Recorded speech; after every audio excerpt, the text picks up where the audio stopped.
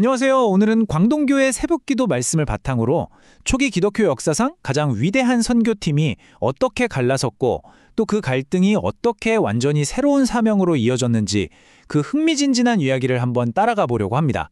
모든 것의 시작은 사도행전 16장의 한 결정이었죠. 여러분, 정말 최고의 팀, 드림팀이라고 불리던 사람들이 아주 심각한 의견 차이로 헤어진다면 어떻게 될까요? 오늘 이야기는 바로 그 이야기입니다. 위대한 동역자들이 갈라서는 그 순간에서 어떻게 새로운 파트너십이 생겨났는지, 그리고 그 과정에서 나온 아주 논란이 될 만한 전략적 결정은 무엇이었는지 한번 살펴보겠습니다. 자, 먼저 시간 배경부터 정확히 짚고 넘어가야겠죠? 때는 주후 50년쯤이에요. 바로 직전에 예루살렘에서 이방인도 할례를 받아야 하느냐 하는 문제로 교회가 한번 발칵 뒤집히는 큰 논쟁이 있었거든요. 바로 그 논쟁이 막 끝난, 어찌 보면 좀 어수선한 분위기 속에서 바울의 두 번째 선교 여행이 막 시작되려는 참입니다. 그런데 말이죠. 이 위대한 여정이 아주 감동적인 연합으로 시작한 게 아니에요. 오히려 그 반대였습니다. 정말 날카로운 분열로 시작되죠. 당시 선교팀의 두 기둥, 정말 핵심 리더였던 바울과 바나바 사이에 아주 심각한 다툼이 벌어진 겁니다. 이게 그냥 작은 의견 다툼이 아니었어요. 광동교회 말씀에서도 이 부분을 강조하는데 성경에 심히 다투어 헤어졌다고 기록될 만큼 정말 격렬한 싸움이었던 거죠.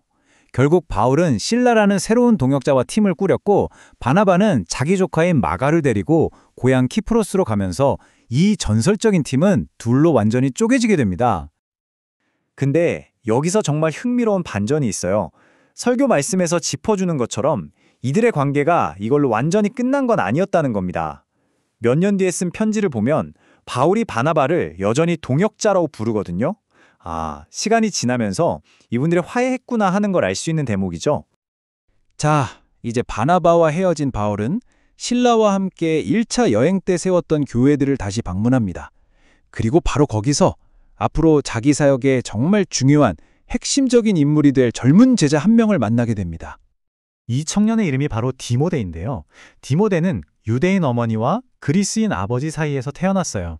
그리고 이미 그 지역 교회에서 칭찬받는 형제라고 소문이 자자했던, 뭐랄까, 이미 준비된 인재였던 셈이죠. 그리고 설교 말씀에서 아주 흥미로운 가능성을 하나 제시하는데요.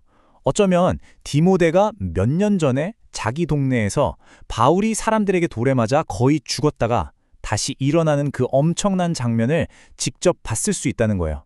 그리고 바로 그 불굴의 모습에 깊은 감명을 받아서 바울을 따르기로 결심했을 수도 있다는 거죠. 정말 그럴듯하지 않나요? 자, 이렇게 디모데가 바울 팀의 새로운 핵심 멤버로 합류하게 됩니다. 완벽하죠? 그런데 바울이 디모데를 데려가면서 한 첫 번째 행동이 이 이야기 전체에서 가장 큰 논란을 불러일으킵니다.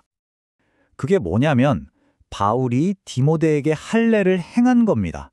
네, 여러분이 아는 그 할례 맞습니다. 아니, 왜 그랬을까요? 이유가 있었어요. 그 지역 유대인들이 디모데의 아버지가 그리스인이라는 걸 다 알고 있었기 때문이었죠. 바로 이 지점에서 다들 고개를 갸우뚱하게 되는 겁니다. 잠깐만요. 바로 얼마 전에 예루살렘에서 이방인 신자에게 할례는 전혀 필요 없습니다 라고 목에 핏대를 세우며 주장했던 사람이 바로 바울 아니었나요? 이건 완전 앞뒤가 안 맞는 말, 명백한 모순처럼 보이잖아요. 한번 나란히 놓고 보죠. 사도행전 15장에서는 할례는 구원의 조건이 아니라고 못을 박았어요. 그런데 바로 다음 장인 16장에서는 어머니가 유대인이라는 이유로 디모데에게 직접 할례를 행합니다. 도대체 무슨 생각이었을까요? 그럼 이 명백해 보이는 모순을 어떻게 이해해야 할까요? 바로 이 지점에서 광동교회 말씀이 명쾌한 해답을 줍니다. 이건 바울의 변덕이나 위선이 아니었어요. 오히려 모든 것을 관통하는 그만의 아주 일관된 선교 원칙에 따른 행동이었다는 거죠. 그 핵심 원칙은 바로 상대방 중심이라는 겁니다. 바울의 모든 판단 기준은 내가 옳은가가 아니었어요. 언제나 어떻게 해야 저 사람이 복음을 가장 잘 들을 수 있을까? 바로 이거였던 거죠. 한번 바울의 전략적인 생각을 따라가 볼까요? 첫째, 지금 당장 복음을 전해야 할 대상은 누구죠? 유대인 회당에 있는 유대인들이에요. 둘째, 그런데 그들에게 걸림돌이 될 만한 게 뭐가 있죠? 바로 어머니가 유대인인데 할례도 안 받은 디모데의 존재죠. 이건 아예 대화의 문을 닫아버릴 수 있는 큰 장벽이에요. 그래서 셋째, 해결책은 복음이라는 본질을 전하기 위해서 할례라는 비본질적인 장벽을 먼저 제거해버리는 겁니다. 아주 명쾌하죠?